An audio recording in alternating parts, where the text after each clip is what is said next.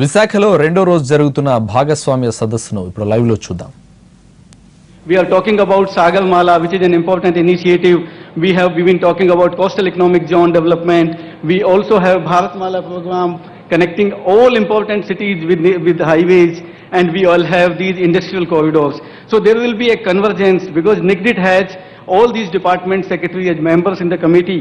So this will be actually an optimum utilization of resources and will lead to planned urbanization. While India is urbanizing so fast, I think these smart cities will have urbanization which is planned, where you have housing for weaker sections, you have workers housing, we have executive housing, and all planned activities, so you don't create slums and ghettos in and around our cities. The whole plan has been conceived and being executed in a sustainable manner. I think why the investor should come and invest in these nodes, and I'm happy, Honorable in fact Secretary Sir has spoken that 2 of the nodes are actually passing through Andhra Pradesh. So AP is going to become the biggest beneficiary of IC projects in this whole plan. And why an investor should come to these cities? Because these are the things which an investor is looking for. He's looking for the big land parcels which are dispute free, which don't have any encumbrances, and all these cities where we are working now, they have big land parcels. It will be a planned community development, ease of doing business as an integral part of all these city development plan. State government's incentives will automatically flow into all the industries which are coming up to these cities. The whole city model has been planned in live and work and play model. So you actually walk to work, and that is why the world over communities have been working. It's a plug and play infrastructure, and the whole city backbone will actually be done on the ICT spine. There will be sensors, there will be SCADA, the whole city's activities, whether it is city governance, it will be like the dashboard which Honorable Chief Minister of Andhra Pradesh has. Each city will have a city command and control center, and all activities of the city will be monitored using this.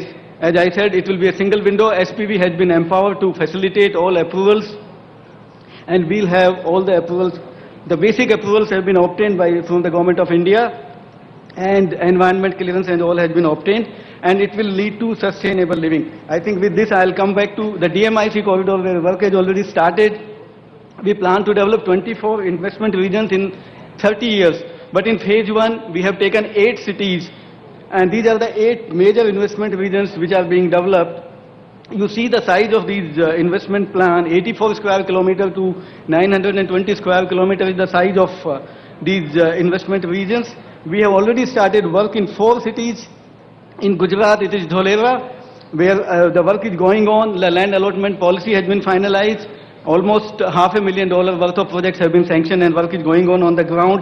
We have an online land management system. All plots can be seen by any investor sitting anywhere in the world. He can see the size of the plot, he can see the FAR, he can see the land use plan, and he can do this. Similar activities have been done in Aurangabad, Maharashtra. 40 square kilometers has been taken up in phase 1. Work is going on in full swing, and land allotment has actually begun there. We have allotted land for 25 plots. We have Vikram Udyogpuri project in Madhya Pradesh, close to Ujjain. Again, the work has started and land allotment has started. Important project is Integrated Industrial Development Township in Greater Noida. There again the work has started, land allotment policy has been finalized, online land allotment has begun. So I think these are the projects. The whole objective is that while we are allotting the land and developing these trunk infrastructure by 2017-18, when we complete the trunk infrastructure of phase 1, the industries will also come and complete their activities and become fully functional and operational. We also have BMEC, Bangalore, Mumbai Economic Corridor. We also have AKIC projects. There again we have identified the nodes and the work is going on. I am focusing a little bit on CBIC because that's important as far as this summit is concerned. In CBIC, the perspective plan has been completed and we identified 8 nodes. 8 important cities were identified, out of which 3 have been taken up for development in phase 1. In each state, and we look at Andhra Pradesh, it is Visakhapatnam, where 16,000 acres of land has been identified by the state government and has been made available. I think that's a great achievement by any state government to identify and use this much of land. And land is so good and so it's free from encumbrances. Acquisition is going on in fast swing in some of the patches, but we are going ahead with the master planning, and by the end of the year, we would actually do the groundbreaking and start the work. Second node is coming up in Tamil Nadu, in Ponneri, and third one is coming up in Karnataka, Tumkur. These three are being taken up in phase 1, and these actually the CBIC will become the most competitive hub, because today itself, if we see in terms of urbanization, in terms of manufacturing's contribution to the GDP, all these three South Indian states actually contribute 20% to country's GDP. They are highly urbanized, and I think they will get the most benefit from all these ICs. The growth will go up, the jobs will go up, contribution will go up, and I am sure the whole place will become a happening place. Connectivity to the port will actually help all investment. Actually, they can do their exports from here. And the whole planning, as I said in the beginning, will be on a key sustainable model, which is everybody is talking about. All these cities will be sustainable with 24/7 water supply, 24/7 power, integrated waste management system, integrated common effluent treatment system, and all activities will be controlled by ICT mechanism. We also have an important project. I think this is again something, it will be one of the biggest in South Asia. We are developing an international exhibition cum convention center, which is coming up very close to International Airport in Delhi. 90 hectares of land is in possession, and we have started doing the complete master planning. This will not only have a convention facility which will be 60,000 square meter, which can seat about 6,000 plus people, and it will also have 200,000 square meter of exhibition space. It will have an arena where 20,000 people can actually sit and have all kinds of theater, the indoor games, and it will have all kinds of retail and office facility. The total space is more than 10 million square feet. I think this will be one of the biggest in South Asia. We have completed the master planning. We are going ahead with the transaction advisor. We'll actually be looking for an EPC contractor by June, July this year. And we will complete this by 2019. I think that is something which the Government of India has given this massive task. We'll be going ahead with this. I think with this, I'll close here. But I would like to thank Honorable Chief Minister, because the AP state has been so proactive when we looked at developing Visakhapatnam. I think we'll be going ahead with this. And I would also seek blessing of Honorable Minister for Transport and Shipping, my Minister sir, because he has been active in developing Sagar Mala, Bharat Mala, and any good idea, I think sir has always been encouraging, and a lot of schemes and initiatives have been taken up in both the ministries after he had taken charge. I would like to thank both of them and the chair for giving me this opportunity. Thank you. Thank you, Alkesh. After actually many years of waiting, the Delhi-Mumbai Industrial Corridor was being planned for more than 10 years. But now the work has started in 4 cities, as Alkesh has mentioned.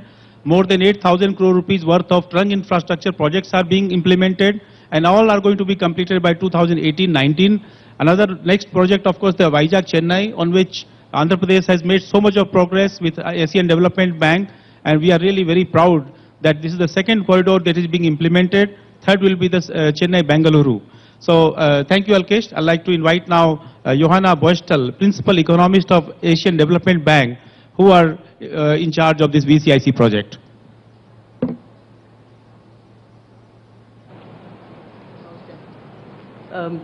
Good morning. Honorable Chief Minister, Mr. Naidu, Honorable Minister, Mr. Gadkari, distinguished panelists, distinguished guests. The ADB has been involved in economic corridors in India since 2014. The ongoing transformation and shift of the global manufacturing landscape is creating unique opportunities for India. Not only are wages in China continuing to rise, but Vietnam, for example, a country that has been able to grab a much larger pie of the global manufacturing network, now finds it's plateauing for the reason that its services sector is not sophisticated enough to help manufacturing expand. And clearly, India is very well poised to take advantages of both these developments. It has an abundance of cheap labor, and it has a highly sophisticated services sector. Industrial corridors are a crucial, and one could even argue, probably one of the most important policy instruments to make sure that India can really jump into this breach. Of special importance is the ECEC, the East Coast Economic Corridor. Its position is extremely strategic. It is very well placed towards the greater Mekong area, which has been extremely active. And there are also evolving industrial corridors, which ADB is also supporting in Bangladesh and in Sri Lanka. Now, ADB has been involved in India's first coastal economic corridor since 2014, working closely with the state and with the center. In the first phase, ADB is working with the government to support the VCIC. And we have achieved major milestones. The conceptual development plan has been submitted. The master planning for the identified nodes was started. And last but not least, the VCIC development program loan was approved. That is a loan of over 600 million. It is supporting both infrastructure development in the identified nodes, and it also has a major component for ease of doing business and for institutional capacity building. The second phase is currently commencing. We have started work on the Tamil Nadu component. But without much further ado, I would like my colleague Kavita Iyengar, who has been intimately involved in these efforts, to really give you a quick run through of what we have been doing. Kavita, please. Thank you.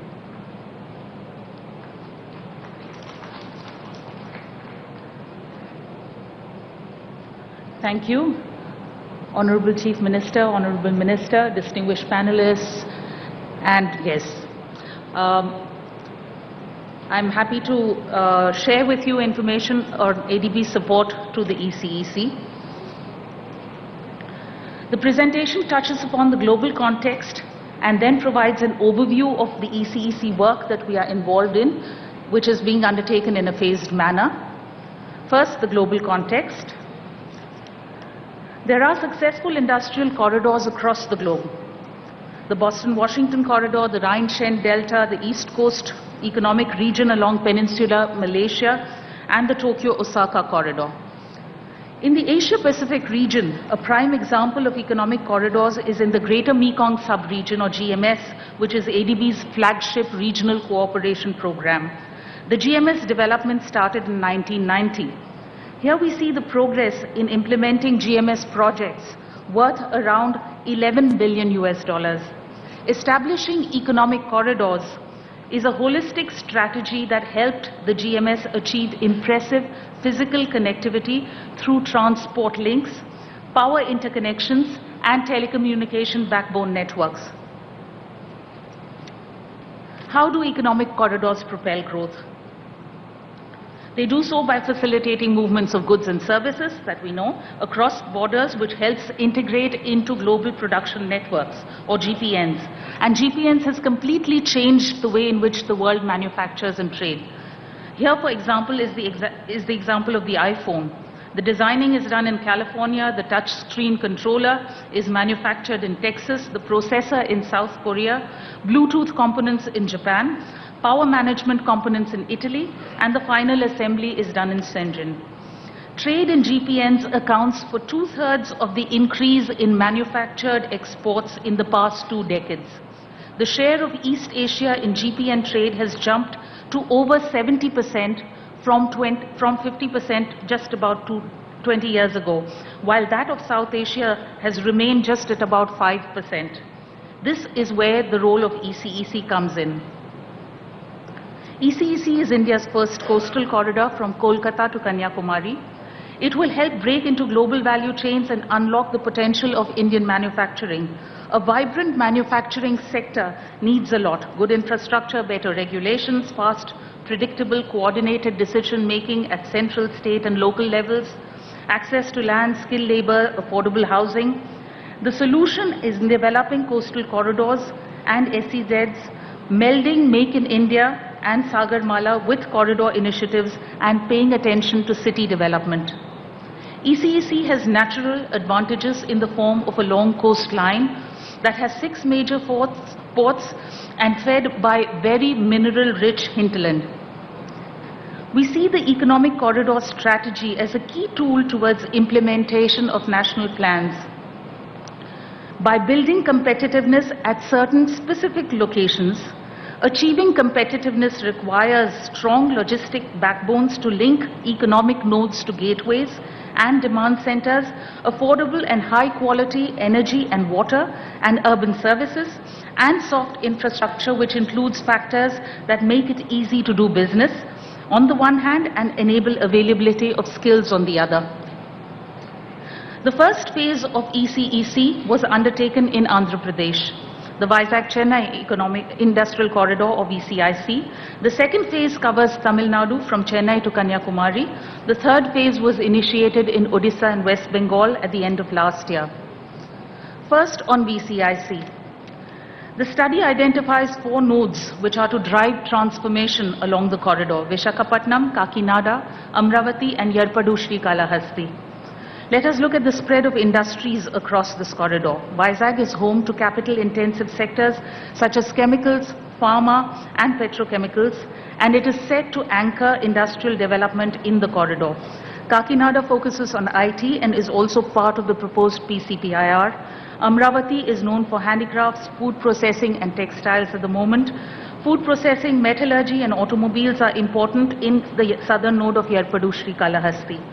Several sectors are identified as winners. Pharma can grow annually at 12%, electronics and auto at 24% in the short term over the next 5 years. Here we see the output projection with and without VCIC. In the business-induced scenario over the next 2 decades, GDP in the VCIC corridor districts will increase by 7 times, manufacturing value added by 8 times, and in addition, 11 million jobs are set to be created over the next 3 decades. Over 70 road and rail projects are recommended for spinal, grid and nodal connectivity to enhance competitiveness along the corridor. Proactive urbanization is a part of the development strategy. To achieve the objectives of VCIC, a viable port strategy is also imperative. The study recognized the importance of enabling 2 or 3 existing locations to become mega container ports with the ability to handle large container vessels. The VCIC development program loan was approved by the ADB board in September 2016. Johanna has mentioned this, I won't elaborate further. Although work on VCIC started much later than other industrial corridors, it actually has surged ahead in node development. There are some valuable lessons we have learned from the VCIC experience. For one, industrial corridors need robust transport spines, including dedicated freight corridor. The DMIC and the Amritsar-Kolkata industrial corridor have a head start in this aspect. Recognizing the importance of a policy framework has helped Andhra Pradesh top the national 2016 Ease of Doing Business rankings. The second phase actually was started at the beginning of last year in Tamil Nadu. The corridor influence area here covers 23 out of 32 districts with 2 trunk arterial roads, the Chennai-Kanyakumari trunk railway, 3 major ports, as well as minor ports and domestic and international airports. This builds on existing corridors which are part of the Tamil Nadu vision document, one being the Madurai-Thoothukudi industrial corridor. The framework for shortlisting manufacturing industries again includes promoting high-tech, high-value-added sectors and green and sustainable manufacturing, and those with strong trade competitiveness. Nodes prioritized are those in the southern districts at the moment. Infrastructure challenges are also here addressed to accelerate manufacturing growth in the corridor districts. As in the case of VCIC, the policy scenario also has been looked into for policy interventions, process interventions and institutional arrangements. Going ahead, the work has already begun in Odisha and West Bengal. Contiguous to the VCIC spine, National Highway 16 is the probable spine for ECEC Phase 3. We will undertake the industry analysis for the remaining segments of the corridor. The early bird projects are then identified for the corridor influence area. And then we will look at the ways of improving the ease of doing business. One of the key institutional recommendations that emerge from the ECIC are of great importance. defining a single desk system and augmenting the role and capabilities of relevant nodal agencies for uniform regulatory compliance, introducing IT-enabled systems, creating integrated checkposts at borders with the participation of relevant state enforcement agencies, rationalizing value-add taxes and entry tax structures across participating states, including the various other exemptions. All these aspects have to be considered, and we will work with the Corridor Management Trust that has been set up by DIPP to play a facilitating role in addressing many of the interstate issues. Based on strong analytical work, ADB's support towards investment projects and institutional support will also help in enabling regulatory environment for private sector participation and financing and co-financing opportunities.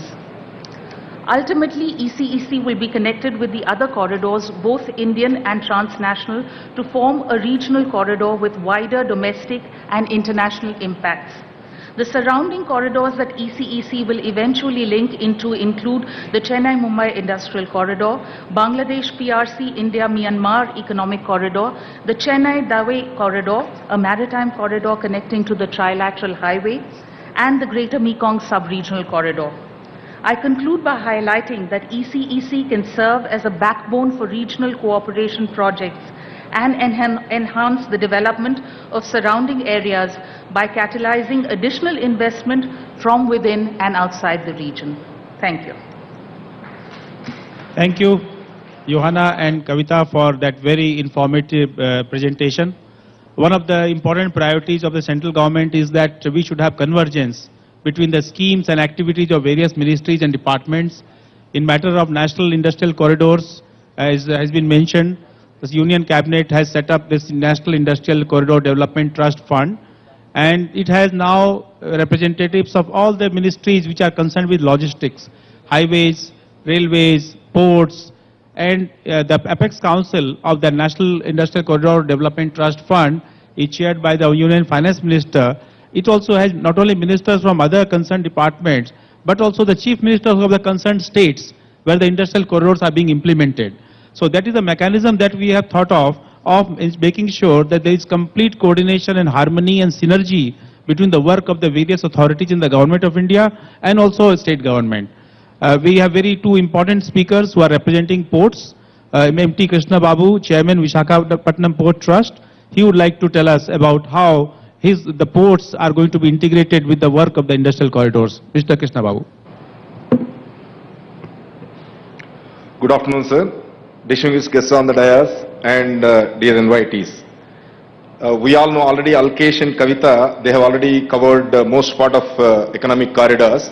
So I will concentrate on coastal economic zones, whatever is proposed under Sagarmala of the Ministry of Shipping.